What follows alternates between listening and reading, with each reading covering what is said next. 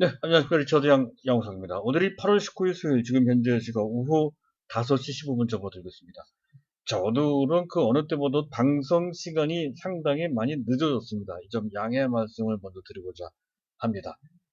자, 오늘 시장을 보면 뭐 조금 안심이 되죠. 어제까지는 분위기가 상당히 안 좋았습니다. 코스피, 코스닥, 특히 코스닥이 4% 넘게 급락하면서 사실상 패닉 상태, 추가적으로 더 빠질 것 같은 약간은 공포스러운 그런 분위기였던 건데요. 자, 오늘은 특별히 우리 지수가 급등할 만한 그러한 호재가 주어진 것은 아니죠. 자, 그럼에도 불구하고 약간은 우리가 예상했습니다.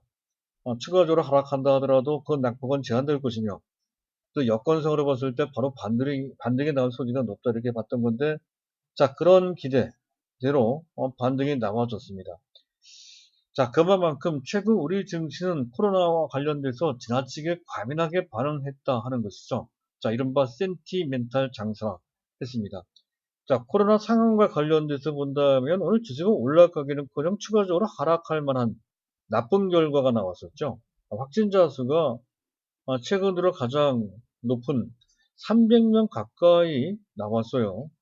사실 이 부분은 상당히 악재가 될 만한 내용인데, 자, 그럼에도 불구하고 반등에 나왔다는 것에 의미를 둘 수 있다는 것이죠.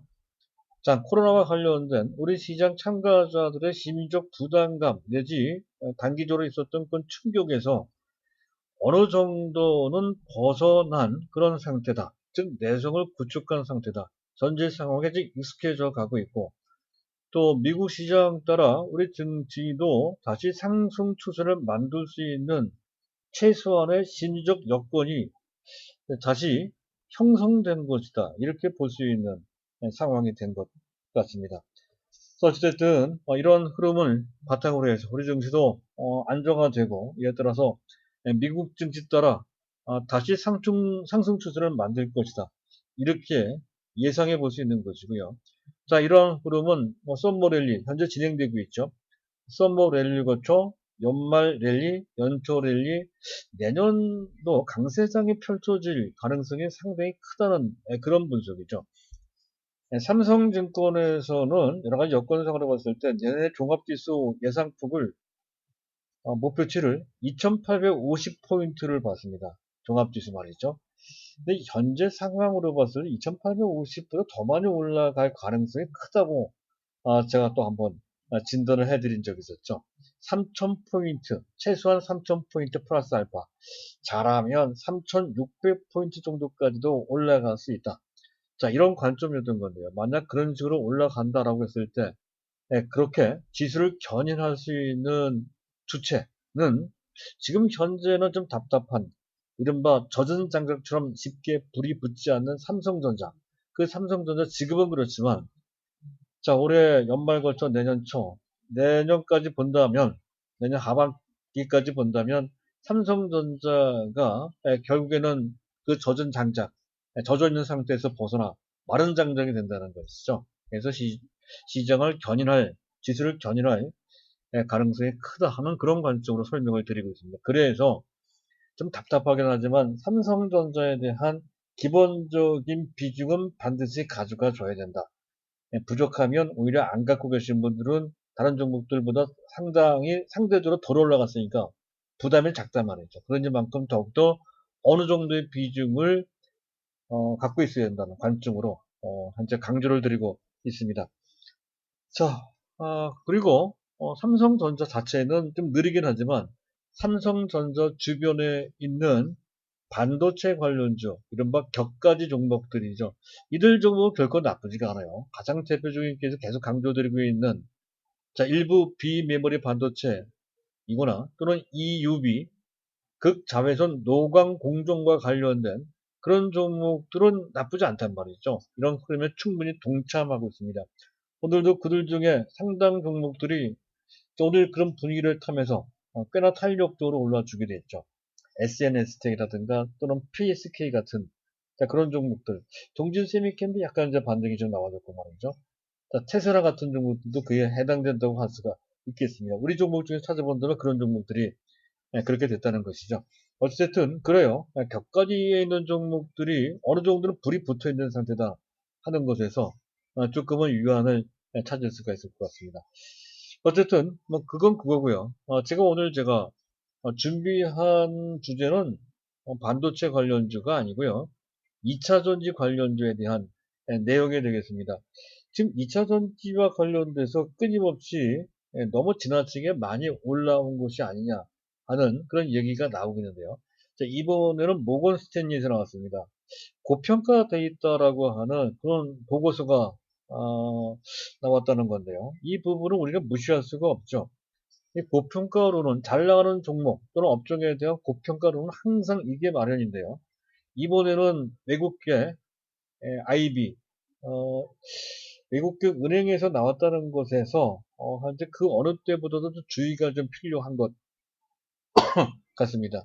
무시할 수 없다는 것이죠. 현재 일단 테슬라의 9월 22일 날 그게 있죠. 배터리 데이가 있습니다. 그때 신기술이 발표가 된다는 이것이 부담이 된다. 게임 체인저가 될 수 있다는 그런 얘기도 있었고요. 그와 더불어서 LG화학 같은 경우는 그래도 현재 비중을 유지한다는 그런 정도의 의견을 제시를 했고 SDI나 SK이노베이션 완제품 업체들이죠. 2차전지 완제품 업체들에 대해서는 비중 축소 의견을 제시를 했어요. 특히 SDI의 목표 주가를 전체 43만 원에도 불구하고 40만 원 정도로 좀 낮춰놨습니다. 이런 것 등이 부담이 안 될 수가 없죠. 그렇다고 한다면 지금이라도 당장 그들 좀 매도해야 된다는 그런 얘기가 되는데 과연 그 모건 스탠리의 의견이 맞을까요?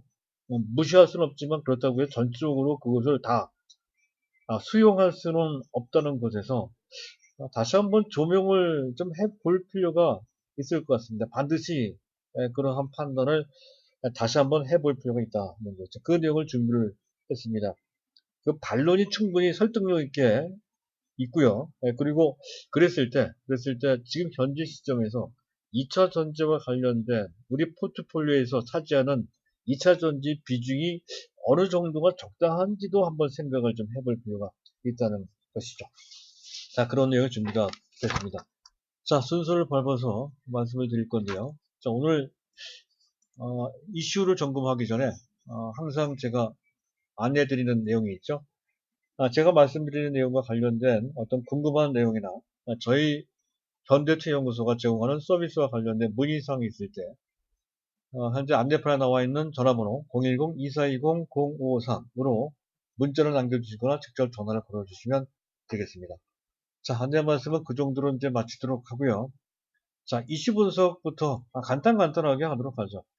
자, 우리 증시와는 다르게 미국은 뭐 승승장구하고 있습니다. 나스닥, 이번에는 S&P 500 지수마저도 사상 최고치를 갱신하는 그러한 모습을 보였죠. 그래서 이런 것을 보고 전혀 새로운 강세장이 시작됐다. 이런 말까지 나왔습니다. 자, 우리 증시도 그렇게 되지 않을까 싶은데 어쨌든 미국 시장은 그래요. 그리고 이번에도 역시 마찬가지로 새로운 시대가 열리고 있으니까 또 역시 그동안 시장을 주도했던 4차 산업혁명 내지 비대면 산업 트렌드의 주인공인 마가가 계속 주도를 하고 있고요. 자, 테슬라가 5거래 연속 상승을 하고 있습니다. 그래서 그 기간 동안에 무려 37%나 급등을 하면서 결국에는 삼성전자의 시가총액을 훨씬 능가하는 한화로 400조 원 넘는 그런 정도까지 치솟아 올라가고 있죠. 엄청난 기세입니다. 자, 어쨌든 그래요. 그래서 미국 시장은 상당히 셉니다. 자, 우리 증시도 그의 영향을 안 받을 수가 없겠죠.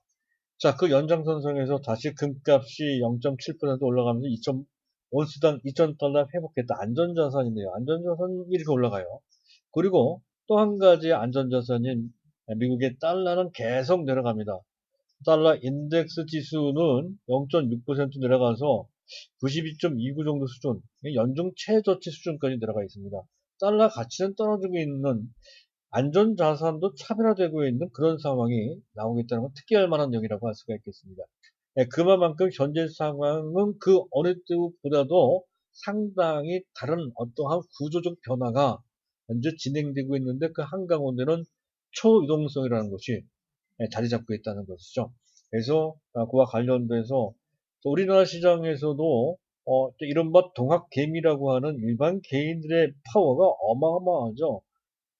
그와 관련된 그들이 갖고 있는 매수 여력은 상상을 초월할 정도로 상당히 거대합니다. 미국 시장도 마찬가지죠. 우리나라에 동학개미가 있다고 한다면 자, 미국 시장에서는 모바일 증권 투자 앱이라 할 수 있는 로빈훗이라고요. 그것을 이용하는 사람들을 로빈후드라고 합니다. 로빈후드. 로빈후드들이 급증하고 있다는 것이죠.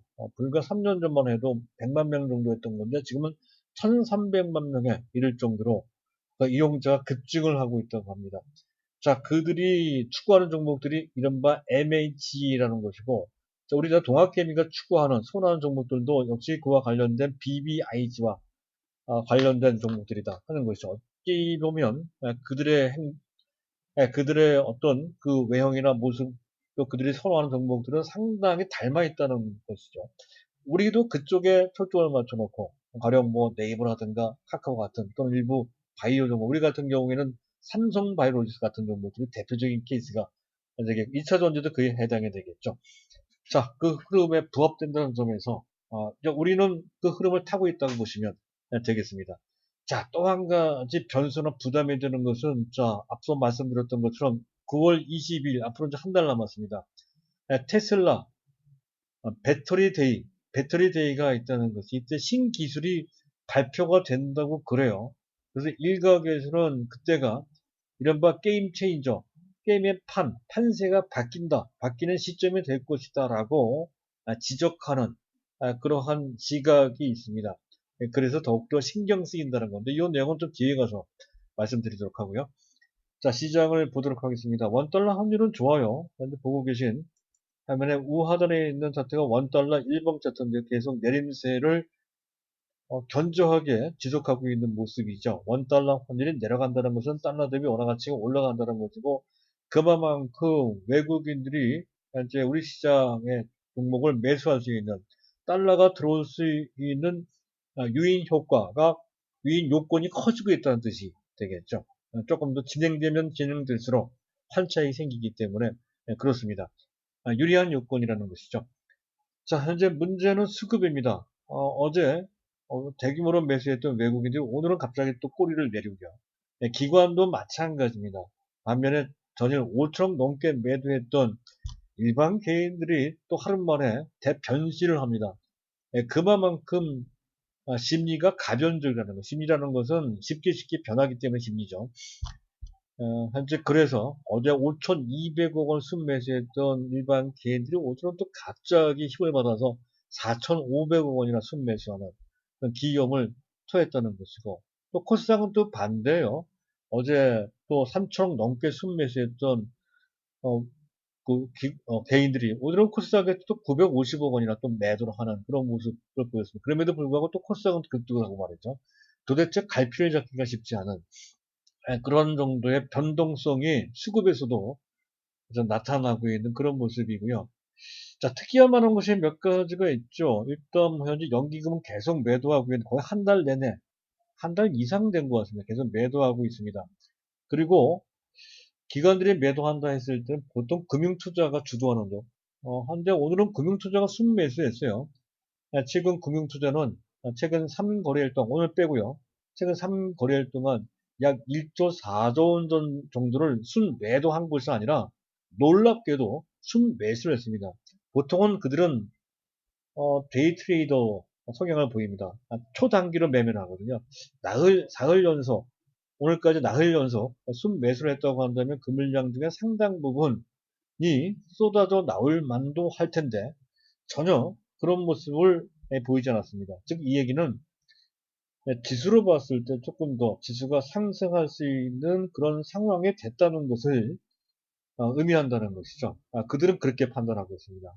현재 그렇다고 한다면 현재 상황 최소한 나쁘지 않거나 또는 추가적으로 지수가 반등 나올 수 있을 가능성이 좀 크다. 이런 관점으로 볼 수 있는 국면이라고 할 수가 있습니다. 그렇게 해석되는 장면이고요. 자, 베이시스 잠깐 보도록 하겠습니다. 베이시스는 마이너스가 나왔죠. 콘텐코를 유지하지 못한 채 지수 약세장의 표시라고 할 수 있는 이제 백오데이션 상태가 됐습니다. 프로그램 매수가 들어와야 되는데 그렇지 않죠. 프로그램 매수가 들어올 때는 주로 삼성전자를 매수를 합니다. 오늘 약했던 것은 바로 선물 베이시스가 좀 약한 것과 상당히 관련되어 있다는 것이죠. 그래서 단기 매매를 하시는 분들 이 부분을 꼭 봐야 돼요. 어쨌든 현재 지수가 탄력적으로 또 그렇게 어, 될 때는 항상 코스닥보다는 코스피가 강하죠. 오늘은 그 반대였습니다. 베이시스가 좋았으면 프로그램 매수가 유입됐을 것이고요. 그랬을 때 삼성전자 탄력으로 올라갔을 텐데 그렇지는 않았다. 물론 단기적인 관점이니까 추세적으로는 큰 의미가 없는 것이지만 단기적으로는 그렇게 돼서 이렇게 됐다 하는 정도로만 이해를 하시면 될 것 같습니다. 자, 일단 뭐 시장 그 정도 보시면 될 것 같고요. 시장 특징을 좀 보면서 이건 2차 전지군요. 자막을 적당한 것을 올려놓겠습니다. 자, 시장 특징 뭐 전형적으로 센티멘탈 장세라는 것은 좀 말씀드렸고요. 지수의 방향성 마이너스냐 플러스냐 이것도 갈피를 못 잡고 있고 또 변동폭도 상당히 크죠. 그만큼 우리 시장 참가자들이 우왕좌왕한 측면이 있다는 건데 하지만 이제 코로나에 적응함에 따라서 어느 정도는 방향성을 잡을 것으로 판단이 됩니다. 우상 방향으로 다시 자리를 잡고서 미국 증시 따라 썸머랠리 내지 연말 장세를 향해서 간다 이런 관점으로 보시면 된다는 건데 문제는 일반 개인들이 계속 주도를 하고 있는 장세이기에 종목 장세인데 종목 장세가 굉장히 복잡하고 다양하게 펼쳐지고 있다는 거죠. 자칫 이리 갔다 들어갔다 하다 보면 엇박자를 타면서 좋은 성과를 내기는커녕 반대로 수익성을 까먹든 오히려 손해를 볼 수 있는 그런 결과를 낼 수 있다는 것이죠. 이럴 때일수록 그 전부터 말씀드렸듯이 뚝심을 갖고서 계속 가야 된다 하는 것이지. 사실 이게 말은 그렇게 쉬워도 현재 실제 하기엔 그렇게 쉽지가 않습니다. 최근 들어 특히 2차 전지 관련이나 비미물의 반도체 또 다른 반도체 EUV 관련주들이 조정을 좀 받았는데요. 분위기에 따라서 더 조정을 좀 받을 것 같으니까 맥점에서 매도를 하는 뭐 그런 현재 그런 그 판단할 수 있다는 것이죠. 그런 판단에서 어느 정도 벗어나야 된다는 것을 제가 말해보자 이렇게 강조드려서 말씀드리는 거고요. 어쨌든 맥점을 잘 짚어야 되고 흐름이 괜찮다고 한다면 오히려 빠졌을 때가 매도할 때가 아니라 거꾸로 매수하거나 최소한 현재 갖고 있는 분량 그대로 보유할 때라는 것을 강조드리고자 이 말씀을 다시 말씀드리는 거고요. 자, 그런 상황에서 오늘은 특히 현재 코스피보다는 코스닥이 좋았다는 건데 이게 반드시 그런 건 종목 장세를 하더라도 반드시 그런 건 아니에요. 코스피도 나름대로 흐름에 동참하고 있다는 것에 주목을 해야 된다는 점을 말씀드리고요. 자, 맥점에 있는 종목들이 동반해서 같이 움직였습니다. 그만큼 거의 모든 종목들이 심지어는 테마주까지 제가 말씀드리지 않는 종목군들까지 다 포함을 해서 지수 상황이나 시장 분위기에 같이 연동해서 같이 움직인다는 것이 상당히 대중화되어 있기 때문에 그렇습니다. 이왕 얘기가 된 김에 잠깐 구경이라도 해보자. FST 역시 맥점에 있죠. 동진 세미케는 6% 올라왔는데 역시 맥점에 동그라미 표시를 해둔 부분이 다 맥점입니다. SNS텍, EUV 시리즈 역시 마찬가지죠. 맥점에 있는 상태고요. PSK도 또한 마찬가지고요. SKC는 약간 벗어나 있는 아까 조금 더 내려갈 소지가 공간이 있는 상태이긴 하지만 어쨌든 좀 최근에 조정을 좀 받은 그런 상태라는 점도 비슷하고요. 테스나도 비슷하고요. 또 MCNX 같은 종목도 또한 비슷하죠. 추천한 종목은 아니지만 LOT 백큐 같은 이런 종목도 또한 마찬가지고요. 현재 한솔케미칼도 그런 측면에서 봤을 때는 매도할 때가 아니죠. 오히려 매수할 타이밍에 가까워지고 있다고 관점 보시면 되고 오이소시론 같은 경우에도 현재 21에서 바깥으로 내려와 있지만 오히려 추세상으로 봤을 때는 추세를 연결시키는 그 선상에 저점 눌림목 상태에 와 있다는 것을 발견할 수가 있습니다. 다 비슷합니다. 현재 우리 추천 종목이 아닌 다른 종목에서도 그런 점은 상당히 자주 발견이 됩니다. 시장 전체가 같은 분위기 속에서 같이 움직인다는 것을 뜻한다는 것이죠. 이런 경우에는 왔다 갔다 할 이유가 없는 것이죠. 내 종목이 좋으면 내 종목을 꾸준하게 갖고 있는 것이 오히려 더 바람직하다. 더 좋은 선택이 된다는 것을 알 수가 있게 있어서 예를 들어서 이런 종목들의 차트를 한번 구경을 좀 해본 것입니다. 자, 여기까지가 이제 시장의 특징이고요. 오늘의 가장 중요한 아, 그 주제는 역시 2차 전지와 관련된 모건 스탠리 말하는 고평가 보고서라고 이제 할 수가 있겠습니다. 자, 자막을 올려놓고 말씀드릴까 합니다. 일단 모건 스탠리가 어떤 그 보고서 내용이 어떤 것인지를 한번 보고자 하는 건데요. 일단 추가 상승력이 제한적이다라는 말을 했어요. 그동안 이제 많이 올라왔다는 것이죠. 지금 LG화학 어찌됐든 많이 올라와서 현재 좀 부담이 되는 정도 주가 수준에 와 있다는 것을 뜻한다는 건데 LG화학 같은 경우는 그래도 비중을 유지했어요. 그래서 목표가를 75만 원, 현재 70만 원이 안 된 상태죠. LG화학이 현재 최근에 약간 조정을 좀 받아서 잠깐 좀 보도록 하겠습니다. LG화학이 어딨나요? LG화학. 여기 있네요. 자, LG화학이 한때 75만 원. 모건 스탠리에서 제시했던 목표가 75만 원 돌파한 적도 있었고요. 시간 조정을 받아서. 자, 오늘부로 68만 원인데요. 현재 이 LG화학에 대해서는 그래도 비중을 유지했어요. 유지하면서 목표가가 오히려 약간 올렸습니다. 75만 원 정도인데 큰 차이가 안 나죠. LG화학은 그 정도인데 이제 삼성 SDI와 그리고 SK 이노베이션 이 두 업체는 역시 마찬가지로 2차 전지 완제품을 만든다고 하는 공통점을 갖고 있죠. 물론 LG화학도 그렇고요. 3개 업체가 2차 전지 완제품을 만드는 그런 업체입니다.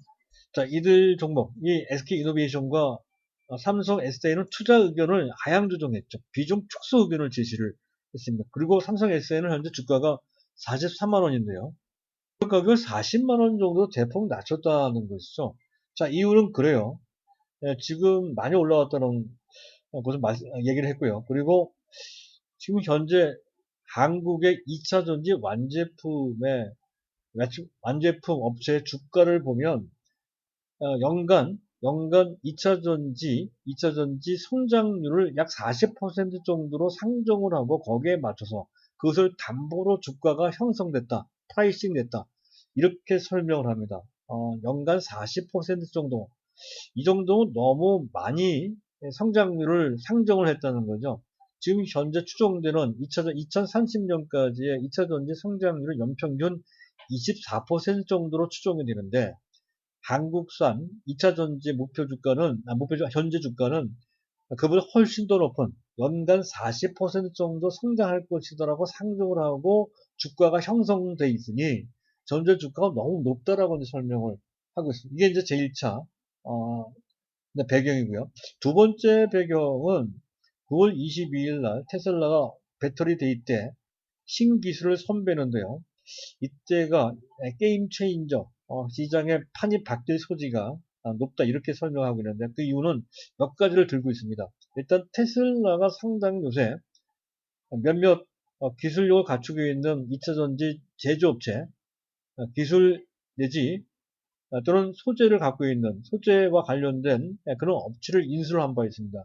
가장 대표적인 것이 이제 맥스웰 같은 그런 업체인데요. 자, 이런 업체 등을 통해서 2차 전지와 관련된, 2차 전지 제조와 관련된 상당한 기술력을 보유했거나 또는 현재 개발하고 있다라는 것이죠. 그래서 그것을 또, 현재 자체적으로 2차 전지 완제품까지를 생산할 수 있는 단계로, 현재 방향을 잡고 있다. 그것을 내재화.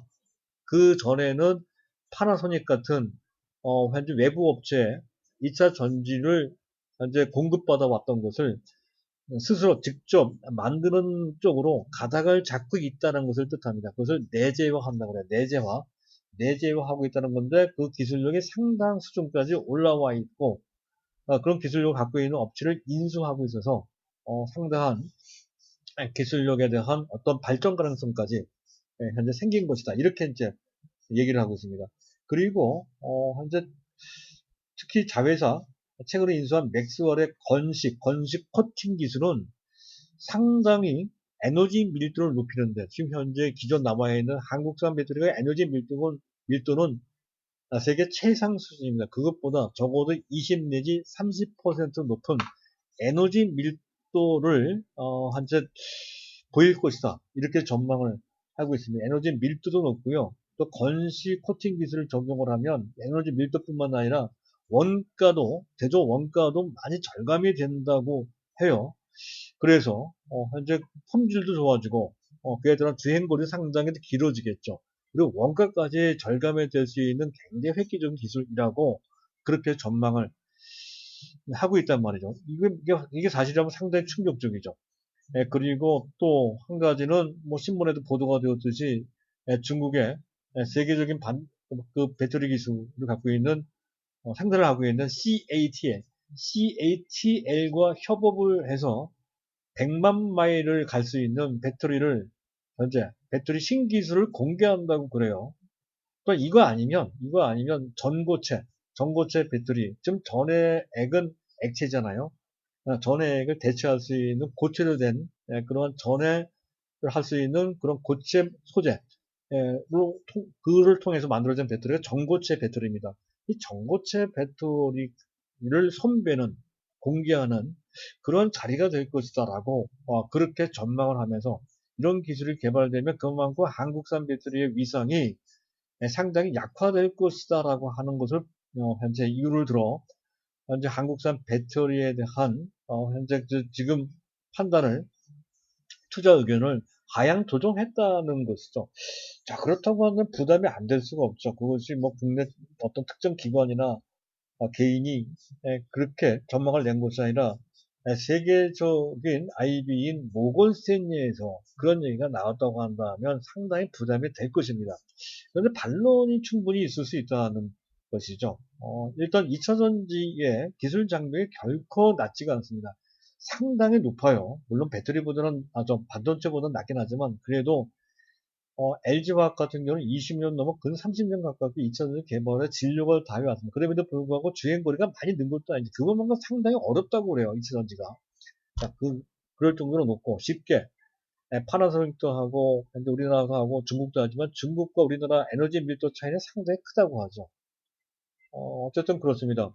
자, 우리는 차세대 2차 전지 모델인 NCA 계열 쪽으로 가고 이른바 5세대 2차 전지라고 합니다. 현재 중국의 LFP 방식과는 상당한 격차가 있다고 그렇게 다들 인정하고 있는 그런 상태입니다. 그런 정도의 기술 격차가 있는 상태입니다. 어쨌든 그럴 정도로 우리나라 2차 전지 기술이 좀 앞서 나가고 있는 것만큼 분명하고 또 여태까지 그래왔던 상당한 진입 장벽이 있는 것만큼은 분명합니다. 따라서 자, 2차 전지 기술과 관련돼서 이제 그것을 습득하고 그러한 뭡니까 생태계를 구축하고자 하고 있는 테슬라가 아무리 세계적인 업체이긴 하지만 당장 현재 한국산 또는 파나소닉이 갖고 있는 기술을 능가할 수 있는 기술을 당장 양산하고 현재 그를 통해서 대체할 수 있는 그런 정도까지는 아니라는 것이죠.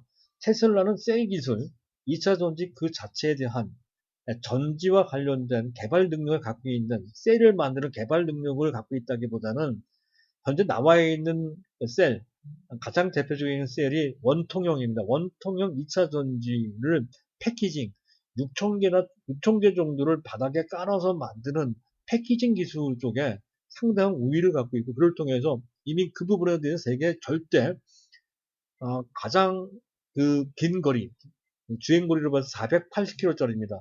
모델 3인가요? 모델 S3인가요? 그게 480km거든요. 현재 나와 있는 우리나라 또 세계적인 기업들의 전기차 주행거리가 고작 해봐야 200km 내지 300km 정도밖에 안 됩니다. 근데 이미 테슬라는 3, 4년 전부터 한 주행거리 480km가 나올 수 있었던 것은 바로 패키징 기술 때문에 그런 것이죠. 그것만은 현재 테슬라 절대적 우위에 있지만 셀 자체로 봤을 때는 여전히 물론 이제 우량한 상당 기술력이 있는 그런 몇몇 그 업체를 인수를 해서 그 기술력이 보강되긴 했지만 여전히 셀을 만드는 기술은 LG화학이나 SDI나 또는 파나소닉에 못 미치다는 거지 그것이 일반적인 평가입니다. 그리고 또 한 가지 중요한 건 설사 기술력이 상당하다 하더라도 기술력이 신장되는 것, 기술력이 증가되는 것보다도 시장, 시장이 성장되는 속도가 더 빠르다는 것이죠. 그래서 이런 상태에서는 기술력을 개발하는데 그 역량을 투입하는 것보다 신기술을 개발하는데 역량을 집중하는 것보다 시장을 선점하는 것이 더 급합니다. 시장 워낙 빠르게 성장을 하기 때문에 그렇다는 것이죠. 따라서 테슬라 입장에서는 기술력도 어느 정도 차이가 있는데에다가 지들이 갖고 있는 그런 기술력이 또 다른 패키징 기술이 상당히 강한데 이 상태에서 시장 선점에 주력해야 되는 입장이라고 한다면 당연히 신기술보다는 현재 원가 경쟁력이나 양산에 치중하는 것이 이게 마땅하다는 것이죠. 그것을 뒷받침할 수 있는 업체들은 바로 일본에 있고 한국에 있다는 것입니다. 따라서 이제 뭡니까? 이제 테슬라 배터리 대 9월 22일 날뭐 신기술 일부가 공개되긴 하겠지만 시장에 주는 충격은 뭐 그렇게 크지 않을 것이라는 걸 분명히 이제 우리가 알 수 있다는 것이고 오히려 시장 선점을 위해서 배터리, 특히 NC의 차세대 배터리를 양산하는 쪽에 초점을 맞출 경우, 그럴 소지도 상당히 높고요. 그럴 경우에는 오히려 악재보다는 호재가 될 소지가 상당히 높다는 거죠. 그동안 파나소닉에 의존하고 있었던 테슬라 입장에서 봤을 때 CATL보다는 현재 원가 경쟁력이나 또는 현재 에너지 밀도나 또 그것과 관련된 뭐 주행거리 뭐 이것과 관련돼서 안정성도 좀 있고요. 관련돼서 볼 때는 한국산 배터리에 대한 비중을 높일 가능성이 상당히 높죠. 지금 당장은 LG화학이 납품을 하고 있는 상태이긴 하지만 LG화학 납품하는 그 비중이 더 높아지거나 LG화학 플러스 또 현재 SDI까지 현재 협력 관계를 맺을 소지가 상당히 높아요. 그런 관점에서 보면 결코 악재만은 아니다는 것을 알 수가 있고요. 그리고 차세대 배터리라고 하는 전고체 배터리나 또는 CATL과 협업을 하고 있다라고 하는 100마일짜리 배터리, 이거는 먼 미래의 문제라는 것이죠. 5년 후, 아무리 짧게 걸린다 하더라도 5년 내에 상업화되기는 상용화되기는 상당히 어려운 기술들입니다. 보편적으로 봤을 때 7, 8년 이상 거의 10년 정도나 지나서야 상업화가 가능한 기술이라고 얘기를 한다는 거에 따라서 그와 관련된 기술에 대한 부담은 상당히 크지 않다는 것이죠. 자, 그리고 앞에서 말씀드렸듯이 기술 개발 속도보다는 시장 성장 속도가 워낙 높습니다. 현재 모건스탠리에서 CAGR은 연평균 성장률을 뜻합니다. CAGR을 24% 2030년까지 앞으로 10년 동안 연평균 24% 정도로 상승할 것이 이렇게 단선적으로 이렇게 판단을 하는 그렇지 않다는 것이죠. 지금 현 전 세계가 어느 정도 이것이 수익성이 있다는 것이 검증되는 순간 거의 모든 자동차 업체, 기존 휘발유차를 생산하는 업체들 다 참가를 해서 거기 현대차, 기아차 다 들어가죠. BMW, GM 다 들어갑니다. 도요타도 들어가고요. 이런 업체들이 서로 경쟁적으로 생산 캐파를 늘리게 됩니다. 그렇게 되면 수요도 늘지만 생산도 늘어서 전체 CAGR 연평균 성장률이 불과 24% 되겠습니까? 한 2년에 2배 정도, 연간으로 따지면 40% 넘는 성장률을 보일 가능성이 대단히 크다는 것이죠. 아마도 내년 당장부터라도 그 정도 성장을 충분히 하면서 2025년까지 연 거의 40% 내지 50%씩 성장할 소지가 상당히 큽니다. 2030년까지는 아니더라도 적어도 2025년까지는 연평균 40 내지 50% 경우에 따라 연 2배 정도 바로 성장할 수 있는 폭발력을 보일 가능성이 상당히 크죠.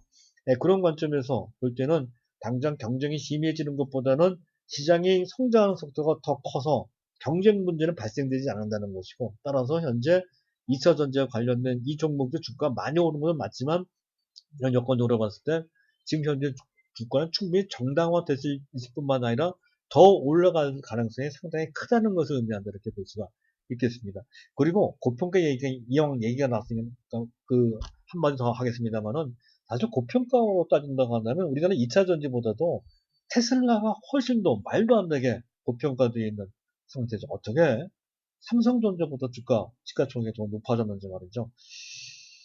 기가 막히다는 생각마저도 듭니다.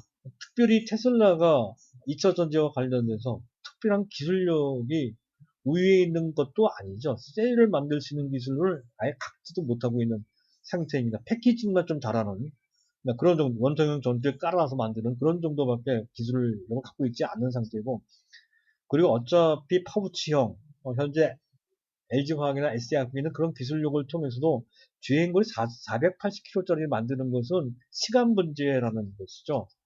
그래서 특별히 기술력도 우위에 있다고 할 수도 없고, 그리고 특별히 현재 시장 선정한 것은 맞긴 맞지만, 그렇다고 해서 특별히 뭐 현재 지명도라든가 또는 뭐 디자인이라든가 이런 측면에서 경쟁력이 계속 유지된다는 보장 또한 없다는 것이죠. GM이나 또 BMW나 폭스바겐이나 현대차, 기아차, 토요타, 닛산 다 만들지 않습니까? 그렇게 되면 경쟁이 심화되면 현재 테슬라의 지위도 흔들릴 소지가 상당히 크죠. 그렇다 했을 때 테슬라의 그 실적을 또 어마어마한 실적을 내는 것 또한 아닙니다. 이제 간신히 흑자로 반전된 정도 수준에 그것도 현재 탄소 배출권이라든가 정부 보조금이라든가 또는 현재 자율주행과 관련된 그런 기술력 때문에 그래서 약간 뭐 한 실적이 나왔을 뿐이지 전기차 그 자체로만 본다면 여전히 수익성이 의심이 가는 그런 상태인데 주가는 하늘 보고 연간 30조, 40조씩 수익을 내는 삼성전자보다도 삼성전자가 성장성이 없는 것도 아닌데도 불구하고 테슬라 주가가 많이 올라갔다고 한다면 그 자체가 어마어마한 고평가라는 것을 알 수가 있습니다. 근데 중요한 것은 고평가 그 자체를 비난하는 것이 아니고요. 그런 상황에 만들어지는 배경이 중요하다는 것이죠. 현재 그런 현상에 미국에 있듯이 즉 초유동성을 통해서 아까 얘기했던 로빈 후도들이 그런 종목들을 추구하는 말에 그런 시장을 만들어주고 그게 구조적으로 진행되고 있는 상황이 있을 때 그 현상은 미국뿐만이 아니고 한국 또한 마찬가지라는 것이죠. 우리나라도 엄청나게 동학개미라고 하는 그런 개인 군단들이 어마어마한 자금력을 투여해서 이른바 BBIG라는 쪽에 현재 좀 그 투자를 하고 있는 상황이라고 했을 때 외국인들이 참여하지 않는다 하더라도 국내 내국인의 힘만으로도 삼성전자뿐만 아니라 현재 삼성전자는 당연한 거고요. 그리고 LG화학이나 SDI 같은 종목들이 얼마든지 올라갈 수 있는 그런 그 힘을 비축하고 있는 상태, 그 힘이 만들어지고 있는 상태라는 것이죠. 따라서 모건 스탠리에 대해서 현재 의식할 필요는 없을 것 같습니다. 약간 신경 쓰는 정도, 약간은 감안해야 되겠지만 그 절대적인 판단 기준이 될 수는 없다. 이런 관점입니다. 따라서 LG화학에 대한 기본적인 금년 목표가는 뭐 한 90만 원 내지 100만 원, 내년에는 뭐 그 이상 되겠죠. 120만 원, 130만 원. 또 SDI 같은 경우에는 얼마입니까? SDI 같은 경우에는 한 50만 원, 금년 50만 원, 60만 원, 내년 70만 원 이런 정도를 보고 그리고 또 어쩌면 SKC 같은 경우에는 한 10만 원 근처까지 갔지만 금년에 한 10만 원 정도, 10만 원, 12만 원 정도 보고 내년에는 15만 원, 20만 원 이런 식의 약간 추상적이긴 하지만 이런 식의 현재 목표가 설정은 제가 대충 말씀드린 것 같지만 또 그럴 수밖에 없고요. 그게 결국 허무맹랑한 목표가가 아니라는 것이고 결국 무리한 게 아니라는 것이죠. 따라서 우리 포트폴리오에 담는 이들 대상에 대해서는 바꿀 필요가 전혀 없고 다만 비중은 약간 생각을 해봐야 됩니다. 2차 전지와 관련돼서 우리 포트폴리오의 전체 비중이 50% 넘어가는 건 근데 무리가 된다는 거예요. 적정한 비중은 20 내지 30% 정도가 적정하다. 그래서 만약에 2차 전지가 한 비중이 전체 스스로 운영하고 계신 포트폴리오의 운영 자금의 30%가 넘어가는 정도 수준은 너무 많다라고 했을 때는 지금은 약간 그 때가 적당하지는 않지만 어느 정도 올라온 상태가 되면 종목별로 종목을 압축을 해서 그 비중을 20 내지 30% 정도 수준으로 좀 낮춰놓을 정도 만약에 부족하다면 그 정도 채워놓을 필요가 있는 그런 상태로 약간은 타협을 하면서 그들 종목을 좀 보실 필요가 있다는 정도 그 정도만 감안을 하시면 될 것 같습니다. 오늘 내용 여기서 모두 마치도록 하겠습니다. 감사합니다.